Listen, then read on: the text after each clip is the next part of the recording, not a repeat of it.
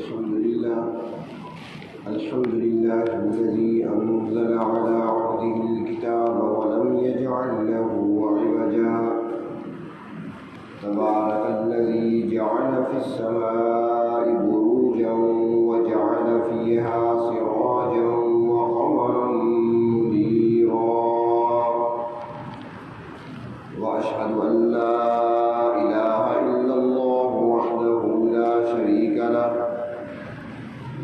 وأشهد أن سيدنا ومولانا محمدا عبده ورسوله أما بعد فأعوذ بالله من الشيطان الرجيم بسم الله الرحمن الرحيم يا أيها الذين آمنوا كتب عليكم الصيام كما كتب على الذين من قبلكم لعلكم تتقون صدق الله مولانا العظيم مولاي صل وسلم دائما أبدا على حبيبك خير الخلق كلهم قابل احترام بزرگوں اور دوستوں، تکمیل قرآن حکیم کی اس تقریب میں مجھے اور آپ کو کچھ کہنے اور کچھ سننے کے لیے دعوت دی گئی۔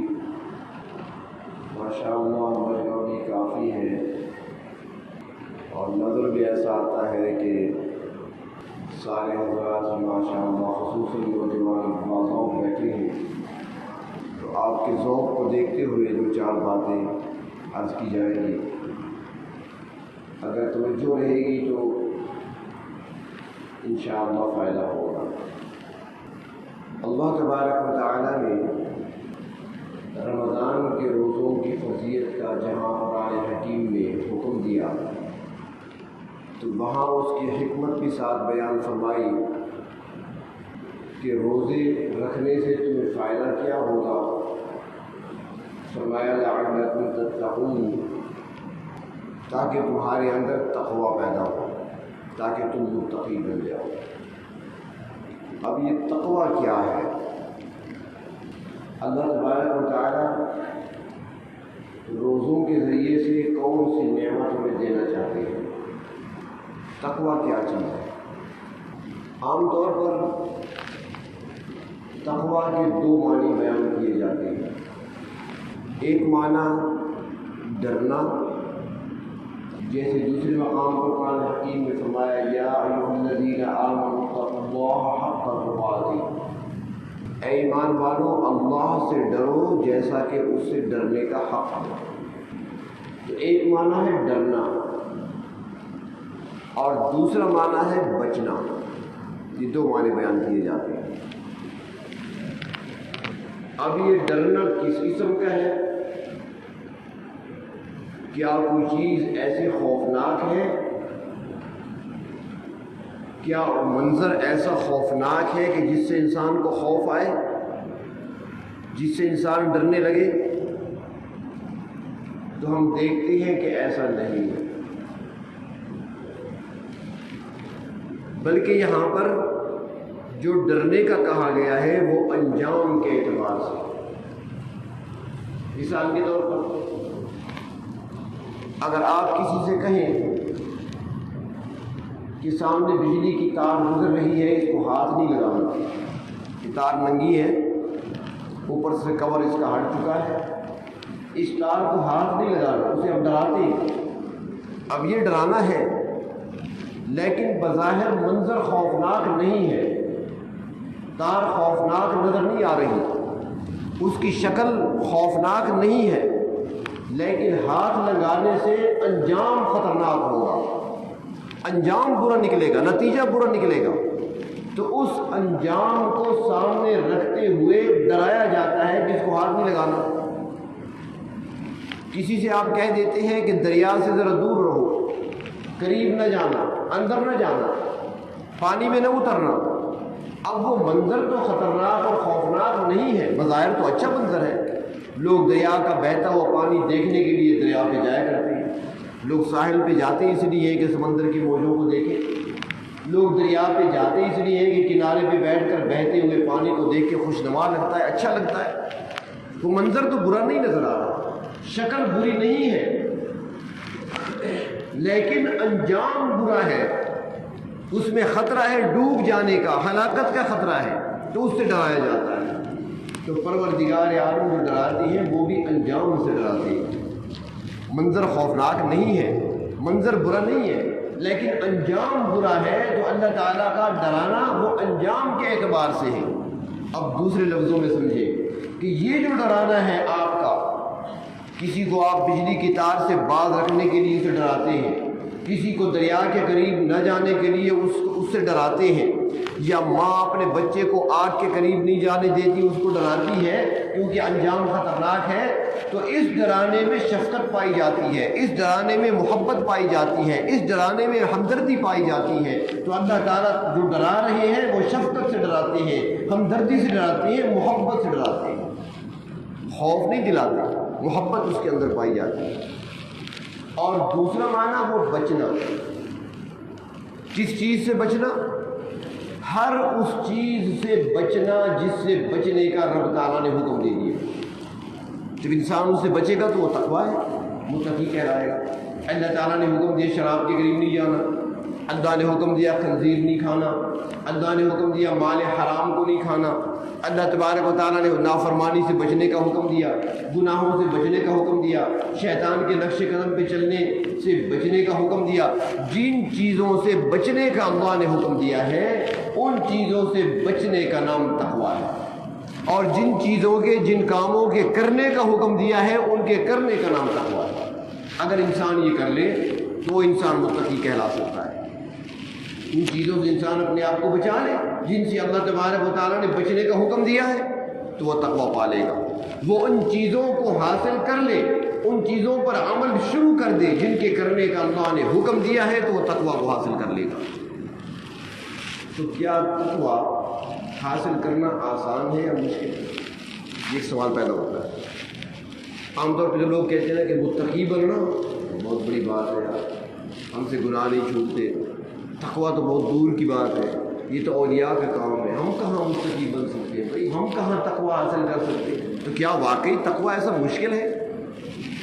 تو اس کے لیے ذرا سمجھیں کہ آپ نے ابھی قرآن حکیم کو سنا، الف لام میم سے لے کر والناس تک پورا قرآن حکیم سنا۔ تو قرآن حکیم کا ایک اپنا انداز ہے، اس کا اپنا اسلوب ہے۔ قرآن حکیم کے اندر حکمتیں بھری پڑی ہیں کیونکہ اللہ کا کلام ہے، لیکن ہم نے کبھی سمجھنے کی کوشش نہیں کی۔ میں اکثر یہ کہا کرتا ہوں، یہ دعوت ہوتی ہے ہماری کہ آؤ قرآن کو سمجھیں، قرآن پاک کو دیکھیں، اس کو سمجھنے کی کوشش کریں۔ قرآن پاک ہم سے مطالبہ کیا کرتا ہے، قرآن کیا کہہ رہا ہے، قرآن کے اندر کون سے موتی بکھرے ہوئے ہیں، قرآن پاک کے اندر کیا کیا حکمتیں اللہ نے رکھی ہیں۔ آپ نے شروع میں جب پہلی تراویح پڑھی تھی تو پہلی تربیہ میں پہلی رکعت میں آپ نے سنا تھا، قاری صاحب نے پڑھا تھا کہ قرآن پاک کیسی کتاب ہے؟ میں ایسی کتاب ہے جس میں کسی قسم کا شک و شبہ نہیں ہے، ہر قسم کے شک و شبے سے پاک کتاب ہے، لا ریب فیہ۔ اور اس میں ہے کیا؟ تو فرمایا تھا ھدی للمتقین، متقیوں کے لیے یہ کتاب ہدایت ہے۔ اور پھر جب آج قرآن حکیم یہاں پر مکمل ہوا تو تراویح کی جب آخری 2 رکعات پڑھی جا رہی تھی، میں تو نہیں تھا، آپ تھے، لیکن یقیناً قاری صاحب نے پھر یہ آیت پڑھی ہوگی، پڑھی تھی سورۃ بقرہ کی پہلی آیات پڑھی ہوگی، شروع میں بھی پڑھی تھی، آج دوبارہ پڑھی گئی۔ کیا ہے کہ کتاب کیا ہے؟ ھدی للمتقین، یہ ہدایت ہے متقیوں کے لیے۔ اب متقی بننا اللہ بڑا مشکل کام ہے، ہم تقویٰ کیسے حاصل کریں؟ کیا ہم تقویٰ حاصل کر سکتے ہیں؟ یہ تو اولیاء کا کام ہے، یہ تو بڑے مقام والے بزرگوں کا کام ہے، ہم تو کمزور مسلمان ہیں، ہم تقویٰ کیسے حاصل کریں؟ تو آپ سمجھیں کہ قرآن حکیم کی صورتوں کا انداز یہ ہے کہ قرآن حکیم کی صورت کے آغاز میں جو بات کہی جاتی ہے، جو اہم بات، پتے کی بات جو قرآن حکیم کی صورت کے آغاز میں ہوتی ہے اور پھر اسی کی تفصیل پوری صورت میں چلتی ہے۔ جب صورت مکمل ہونے لگتی ہے تو اس عنوان کا خلاصہ بیان کیا جاتا ہے۔ درس قرآن ہوتا ہے نہیں؟ آپ سنتے ہوں گے، بیٹھتے ہوں گے، قرآن حکیم کو سمجھے۔ سورت کے آغاز میں جو اہم عنوان ترتیب دیا جاتا ہے، اللہ تعالیٰ نے بیان فرما دیا، جو خاص عنوان قائم کیا، اسی عنوان پر پوری صورت میں بات ہوتی ہے، بحث ہوتی ہے، تذکرہ ہوتا ہے، ذکر ہوتا ہے، مثالیں دی جاتی ہیں، واقعات سنائے جاتے ہیں مختلف انداز سے۔ اور پھر جب قرآن حکیم کی وہ صورت مکمل ہوتی ہے تو اس عنوان کا خلاصہ آخر میں ایک بار پھر دہرایا جاتا ہے۔ تو اب دیکھیں، سورت بقرہ لمبی صورت ہے، طویل ترین صورت ہے، 2.25 پارے سے بھی زیادہ۔ تو اس صورت کے آغاز میں کیا فرمایا کہ یہ قرآن وہ کتاب ہے، اللہ نے نازل فرمائی ہے، یہ وہ کتاب ہے کہ ھدی للمتقین، یہ متقیوں کے لیے ہدایت ہے۔ اب سوال پیدا ہوتا تھا کہ بھئی ہم متقی کیسے بنیں؟ تقوی حاصل کرنا تو بہت بڑا کام ہے، ہم متقی کیسے بنیں گے؟ ہم تقوی کو کیسے حاصل کریں گے؟ بظاہر مشکل لگ رہا تھا۔ تو اللہ رب العزت نے سورت کے آخر میں خلاصہ بیان کیا کہ جو بات تمہیں مشکل لگ رہی ہے، جو بات تمہاری سمجھ میں نہیں آ رہی، جس تقوی کو تم یہ سمجھ رہے ہو کہ ہم حاصل نہیں کر سکتے، تو اللہ نے فرمایا لا یکلف اللہ نفسا الا وسعها۔ اللہ تعالیٰ نے تمہاری وسعت سے بڑھ کر کوئی بوجھ تم پہ ڈالا ہی نہیں ہے۔ تمہارے اندر 5 نمازیں پڑھنے کی استطاعت تھی تو اللہ نے 5 نمازیں فرض کی ہیں۔ تمہارے اندر 12 مہینوں میں سے 1 مہینہ رمضان کے روزے رکھنے کی استطاعت اور طاقت تھی تو اللہ نے رمضان کے روزے تم پر فرض کیے ہیں۔ تمہارے اندر زندگی میں ایک بار اگر استطاعت ہے، حج ادا کرنے کی طاقت، قوت، استطاعت تھی تو اللہ نے تم پر حج فرض قرار دیا ہے۔ تمہارے اندر اپنے مال میں سے خرچ کرنے کی استطاعت تھی تو اللہ نے تمہارے لیے صدقے کا حکم دیا ہے۔ اس لیے تمہارے اندر تقوی حاصل کرنے کی صلاحیت موجود تھی تو اللہ نے تقوی حاصل کرنے کا حکم دیا ہے۔ کوئی بوجھ تم پر ایسا نہیں ڈالا گیا جو تمہاری استطاعت سے باہر ہو، کوئی بوجھ تم پر ایسا نہیں ڈالا گیا جس کو تم اٹھا نہ سکو، جو تم حاصل نہ کر سکو۔ کوئی ایسی نعمت اللہ نے قرآن میں بیان نہیں فرمائی۔ تب تقوی اللہ تبارک و تعالیٰ کی احکامات کے مطابق زندگی گزارنا، اور اللہ تبارک و تعالیٰ نے جن چیزوں سے روکا ہے اپنے آپ کو ان سے روکنا اور بچانا، اسی کا نام تقوی ہے۔ کل ایک جگہ پروگرام تھا تو وہاں میں نے عرض کیا، کیونکہ آج کل ہمیں عنوان مختلف ہی تیار کرنے پڑتے ہیں، ہمارے لیے بڑی مشکل ہوتی ہے کیونکہ نیٹ کا زمانہ ہے، ہمیں ساری آواز جا رہی ہے۔ اگر دوبارہ ہم وہی بات کرتے ہیں تو ساتھ ہی پھر میسج کرتے ہیں کہ کل تو آپ نے یہی بات کی تھی، آج دوبارہ وہی بات ہے۔ اس لیے ہمیں ہر روز نئی تیاری کرنی پڑتی ہے، مطالعہ کرنا پڑتا ہے۔ اللہ کی مدد ہے اور یہ ممبر نبوی کی برکت ہے، ورنہ آسان نہیں ہے۔ کل میں وہاں پہ عرض کر رہا کہ انسان کی زندگی کی 2 حالتیں ہیں، ایک جلوت ہے، ایک خلوت ہے۔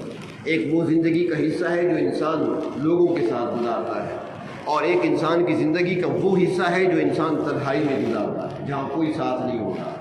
تو اللہ تعالیٰ فرماتے ہیں کہ روزے تم پر فرض کیے گئے تقوی حاصل کرنے کے لیے، گویا تربیت ہے، تم نے روزوں کے ذریعے تقوی حاصل کرنا ہے۔ تو اب وہ تقوی کیسے حاصل ہو کہ اب لوگوں کے سامنے ہے، روزے کی حالت میں ہے، تو ہم نہ کھانے کو ہاتھ لگاتے ہیں، نہ پانی کا گھونٹ حلق سے نیچے اتارتے ہیں، اس لیے کہ ہمارا روزہ ہے۔ اور یہ لوگوں کو دکھانے کے لیے صرف نہیں، بلکہ جب ہم تنہائی میں ہوتے ہیں، اکیلے ہوتے ہیں، تو وہاں بھی ہم نہ کوئی چیز کھاتے ہیں نہ پیتے ہیں، اس لیے کہ ہمارا روزہ ہے۔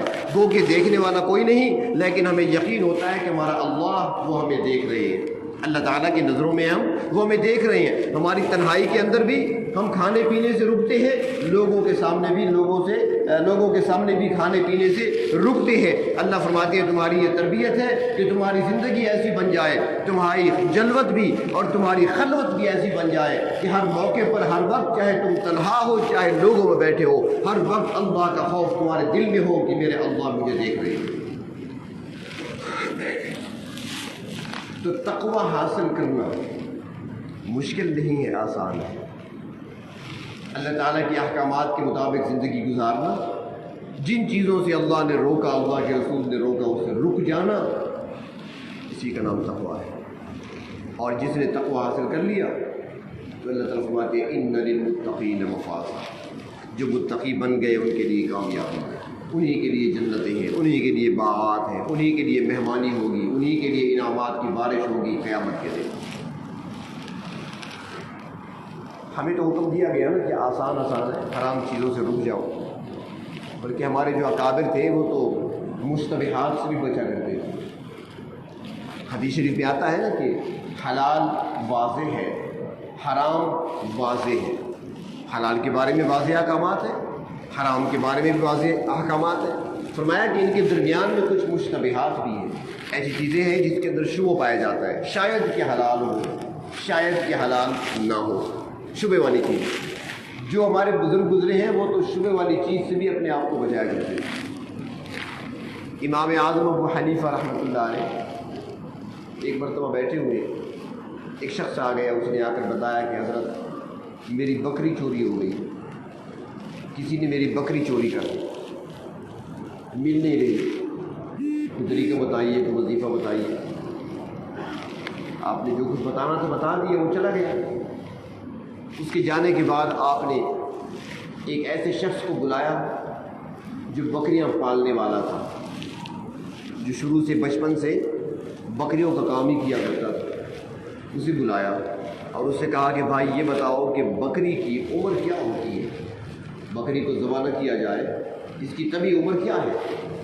اس نے بتایا کہ بھائی بکری کی طبی عمر اتنے سال ہے، اتنے سال تک زندہ رہتی ہے۔ تو امام اعظم ابو حنیفہ رحمۃ اللہ علیہ نے اپنے گھر میں بھی حکم جاری کر دیا، اپنے غلاموں کو بھی کہہ دیا، شاگردوں کو بھی کہہ دیا کہ اتنے سال تک بکری کا گوشت گھر نہیں لانا، گھر نہیں لانا۔ ہو سکتا ہے جس دن ہم گوشت بکری کا لینے جائیں اسی دن وہ چوری کی بکری بازار میں کسائی کے پاس آئی۔ اب یہ مشتبہات میں سے ہے، حلال حرام تو نہیں ہے، لیکن وہ اتنی احتیاط کیا کرتے تھے، اتنی احتیاط کیا کرتے تھے۔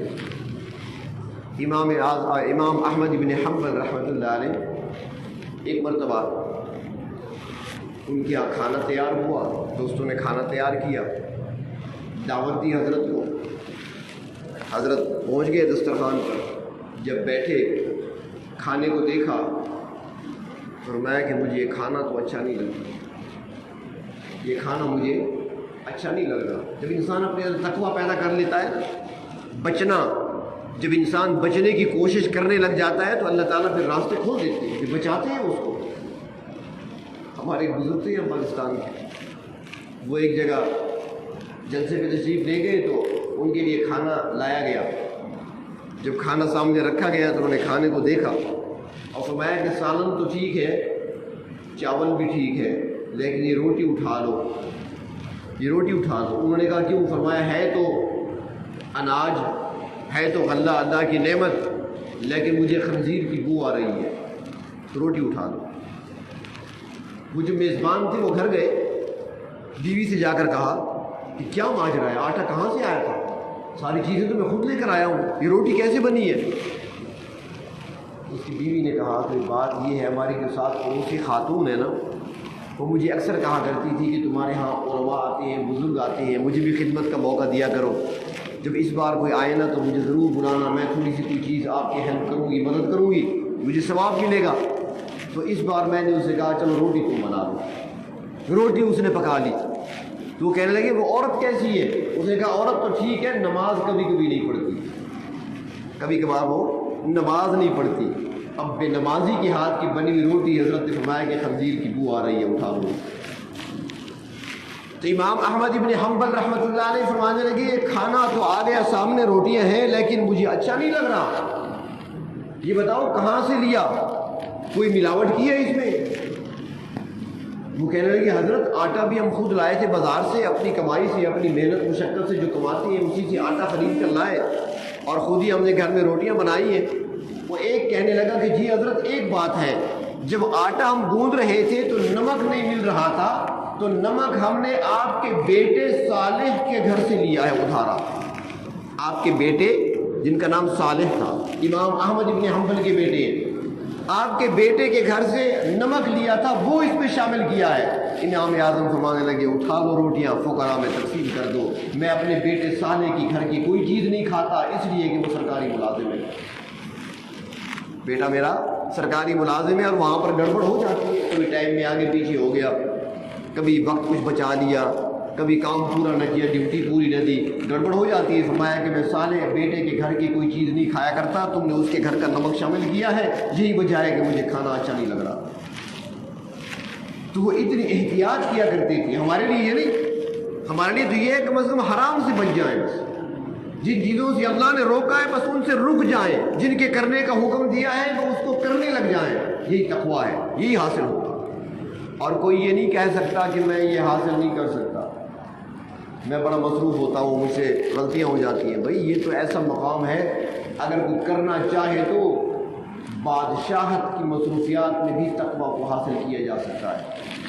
سب سے زیادہ پورا ملک چلانا ان کے پاس ہوتا ہے، زیادہ کام تو انہیں کا ہوتا ہے، پریشانی بھی ان کو ہوتی ہے، ٹینشن بھی ان کو ہوتی ہے، زیادہ تر وہ پریشان رہتے ہیں، پورا ملک چلانا ہوتا ہے۔ جب وہ تقویٰ اختیار کر سکتے ہیں تو ہم کیوں نہیں کر سکتے؟ علماء نے لکھا ہے کہ ہندوستان میں بزرگ گزرے ہیں حضرت خواجہ قطب الدین بختیار کاکی رحمۃ اللہ علیہ۔ جب ان کی وفات کا وقت قریب آیا تو انہوں نے ایک عجیب و غریب وصیت فرمائی، اور وصیت کیا تھی؟ فرمایا کہ میری نماز جنازہ وہ شخص پڑھائے جس کی زندگی میں 3 شرطیں پائی جائیں۔ 3 شرطیں۔ پہلی شرط کہ جب سے وہ بالغ ہوا ہو میری نماز جنازہ پڑھانے تک اس کی تکبیر اولیٰ کبھی فوت نہ ہوئی ہو۔ دوسری شرط، بالغ ہونے سے لے کر میری نماز جنازہ پڑھانے تک عصر کی 4 سنتیں اس کی کبھی قضا نہ ہوئی ہوں، کبھی فوت نہ ہوئی ہوں، عصر کی 4 سنتیں فرض سے پہلے۔ اور تیسری شرط کہ بالغ ہونے سے لے کر میری نماز جنازہ پڑھنے تک اس کی نظر نگاہ کسی غیر محرم پر غلط طریقے سے نہ پڑی ہے۔ جس میں 3 شرطیں پائی جائیں وہ میری نماز جنازہ پڑھائے۔ خواجہ قطب الدین بختیار کاکی رحمۃ اللہ علیہ کی وفات ہوئی، جنازہ میدان میں لایا گیا، سینکڑوں نہیں، ہزاروں نہیں، لاکھوں کا مجمع، اور اس مجمع میں علماء بھی ہیں، صلحاء بھی ہیں، وقت کے کتب بھی کھڑے ہیں، وقت کے ابدال بھی کھڑے ہیں، بڑی نیک شخصیات کھڑی ہیں۔ اعلان کیا گیا، وصیت پڑھ کر سنائی گئی حضرت کی، اب صفیں بنی ہوئی ہیں، سارے کھڑے ہیں، کون آگے بڑھے؟ کسی کی تکبیر اولیٰ رہ جاتی ہے، کبھی کبھی کسی سے بدنگاہی ہو گئی، کسی سے سفر میں، حضر میں، بیماری میں، تکلیف میں، عصر کی 4 سنتیں فوت ہو گئی، اب یہ 3 شرطیں پوری نہیں ہو رہی۔ اب سارے وہاں پر کھڑے ہیں، نظریں جھکی ہوئی ہیں، سر جھکے ہوئے ہیں، پریشان کھڑے ہیں کہ آج نماز جنازہ کون پڑھائے گا؟ علماء اولیاء سوچ رہے ہیں کہ شاید آج کوئی فرشتہ ہی اتر سکتا ہے، انسانوں میں تو ایسا ملنا مشکل ہے۔ سارے کھڑے ہیں، پورا مجمع کھڑا ہے، جنازہ سامنے رکھا ہے، پڑھانے کی ہمت کسی میں نہیں۔ اتنے میں لوگوں نے دیکھا کہ ایک شخص صفوں کو چیرتا ہوا آگے کی طرف آ رہا ہے، چہرے پہ کپڑا نقاب ڈالا ہوا ہے، صفوں کو چیرتا ہوا آگے کی طرف آ رہا ہے۔ لوگ بڑے غور سے دیکھ رہے ہیں کہ کون جا رہا ہے۔ جب وہ آگے پہنچا، حضرت خواجہ قطب الدین بختیار کاکی رحمۃ اللہ علیہ کے چہرے سے کپڑا ہٹایا، بوسہ دیا، اور بوسہ دینے کے بعد کہنے لگے کہ خواجہ صاحب آپ نے شرطیں ایسی لگائی ہیں کہ آج شاید کوئی آپ کی نماز جنازہ میرے علاوہ نہ پڑھا سکے۔ آپ نے اپنے لیے تو نیکی اور تقویٰ کا راستہ اختیار کیا، لیکن میرے راز کو آپ نے کھول دیا۔ جو میرا اور میرے رب کے درمیان جو راز تھا، آج تک کسی کو معلوم نہیں تھا، تم نے وہ کھول دیا۔ اب مجبور ہوں پڑھانا ہے نماز جنازہ۔ اس کے بعد مجمع کی طرف رخ کیا، اور مجمع کی طرف رخ کر کے کہنے لگے لوگوں گواہ رہو، خواجہ صاحب نے شرطیں ایسی رکھی ہیں کہ مجبوراً مجھے آگے آنا پڑا، گواہ رہو یہ راز تھا میرا اور میرے اللہ کے درمیان، جب سے بالغ ہوا ہوں آج تک سفر میں، حضر میں، بیماری میں، گھر میں، باہر کبھی بھی میری تکبیر اولیٰ قضا نہیں ہوئی۔ جب سے بالغ ہوا ہوں آج تک عصر کی 4 سنتیں مجھ سے فوت کبھی نہیں ہوئی، اور جب سے بالغ ہوا ہوں اس وقت سے لے کر آج تک میری نظر کسی غیر محرم پر غلط طریقے سے نہیں پڑی۔ اس کے بعد چہرے سے نقاب اٹھایا تو لوگوں کی چیخیں نکل گئیں کہ وقت کا بادشاہ سلطان شمس الدین التمش سامنے کھڑا تھا۔ وہ بادشاہت میں تقوی اختیار کر سکتے ہیں، وہ بادشاہت میں اگر یہ راستہ اختیار کر سکتے ہیں تو ہم کیوں نہیں کر سکتے؟ اس لیے اللہ فرماتے ہیں مشکل نہیں ہے تمہارے لیے، لا یکلف اللہ نفسا الا وسعها، کوئی حکم ہم نے ایسا دیا ہی نہیں ہے جو تمہارے لیے مشکل ہو۔ کون سا حکم ہمارا ایسا ہے جو تم نہ کر سکو؟ کون سا ہمارا حکم ایسا آیا ہے تمہارے پاس جس کی تمہارے اندر استطاعت نہ ہو؟ ایسا ہو ہی نہیں سکتا۔ ہم نے جو بھی احکام دیے ہیں تمہارے اندر استطاعت پائی جاتی ہے۔ ہم نے پہلے تمہاری استطاعت کو دیکھا، تمہاری استعداد کو دیکھا، تمہاری صلاحیتوں کو دیکھا، اس کے بعد ہم نے احکام دیے ہیں۔ اب جو ان احکام پر عمل کرے گا ہم اس کو تقویٰ کی دولت سے مالا مال فرما دیں گے، اور جس کو تقویٰ کی دولت مل گئی اسی کے لیے ہم نے پھر جنت کو تیار کر رکھا ہے، ہم نے نعمتیں تیار کر رکھی۔ تو رمضان کے روزوں کی فرضیت کی حکمت بیان کرتے ہوئے پروردگار عالم نے ہمیں ارشاد فرمایا کہ روزے تم پر فرض کیے گئے، اس میں حکمت کیا ہے؟ تاکہ تم تقویٰ حاصل کرو۔ روزے کے ذریعے سے تمہاری تربیت ہوگی، اور تم دیکھو جس طرح روزے کی حالت میں تم کھانے پینے سے رک جاتے ہو، جائز چیزوں سے رک جاتے ہو، چاہے تم تنہائی میں ہو ہاتھ نہیں لگاتے، شام کا وقت ہے دسترخوان لگا ہوا ہے، کھانے کی ہر چیز تمہارے سامنے موجود ہے، بھوک بھی انتہا کی لگی ہوئی ہے، پیاس شدت کی لگی ہوئی ہے، ہر چیز دسترخوان پر تمہارے سامنے رکھی ہوئی ہے، اور ساتھ دیکھنے والا بھی کوئی نہیں ہے، سارے اپنے کاموں میں مصروف ہیں، خواتین کچن میں ہے، بچے اور کاموں میں لگے ہوئے، تنہا بیٹھے ہو، دیکھنے والا کوئی نہیں ہے، اب بھوک بھی شدت کی ہے، اٹھا بھی سکتے ہو لقمہ، کھا بھی سکتے ہو، کوئی دیکھنے والا نہیں ہے، پیاس کی شدت ہے، گرمی کا موسم ہے، گلاس اٹھا سکتے ہو، چند گھونٹ لے سکتے ہو، کوئی دیکھنے والا نہیں ہے، لیکن روزے دار جواب دیتا ہے کہ میں ہر دروازے ہر کھڑکی کو تو بند کر سکتا ہوں جہاں سے لوگ دیکھتے ہیں، لیکن اس روشن دان کو بند نہیں کر سکتا جہاں سے میرے رب دیکھتے ہیں۔ میرے رب مجھے دیکھ رہی ہے، جب تک گولا نہیں بجے گا، جب تک سورج غروب نہیں ہوگا، جب تک وقت نہیں ہوگا افطار کا، میں نہ کچھ کھا سکتا ہوں، نہ کچھ پی سکتا ہوں، نہ کھانے پینے کی چیز کو ہاتھ لگا سکتا ہوں، اس لیے کہ میرے رب کا حکم ہے، میں نے رب کے حکم کی خلاف ورزی نہیں کر دی۔ تو جس طرح روزے کی حالت میں اللہ کے حکم کو ہم سامنے رکھتے ہیں، اس کا خیال رکھتے ہیں، رب تعالیٰ کا ہر وقت استحضار رکھتے ہیں، رب تعالیٰ کو اپنے سامنے سمجھتے ہیں، تصور کرتے ہیں، تو اس طرح زندگی بھر ہم یہ استحضار ہمیں حاصل ہو جائے، اور یہ ہم تصور قائم کر لیں، بلکہ یقین دل میں اتار دیں کہ میں جو بھی کہہ رہا ہوں، جو بھی کر رہا ہوں، جہاں بھی جا رہا ہوں، جو بھی دیکھ رہا ہوں، میرے پروردگار مجھے دیکھ رہے ہیں۔ اگر یہ استحضار ہمیں حاصل ہو جائے، اور ہم اس طریقے سے جس طرح روزے کے مہینے میں اور روزے کی حالت میں ہم بچتے ہیں کھانے پینے اور جائز چیزوں سے کہ رب تعالیٰ مجھے دیکھ رہے ہیں، پوری زندگی ہر کام میں ہم یہ تصور قائم کر لیں، یقین جما لیں کہ میرے رب مجھے دیکھ رہے ہیں۔ اگر یہ چیز ہمارے اندر آ گئی تو یہی تقویٰ ہے، اور اگر تقویٰ ملا تو پھر اس کے بعد قبر میں بھی آسانیاں ہیں، اور جنت کی نعمتیں پھر انتظار کر رہی ہیں۔ اللہ تبارک و تعالیٰ ہمیں تقویٰ کی دولت سے مالا مال فرمائے۔ وآخر دعوانا ان الحمد للہ رب العالمین۔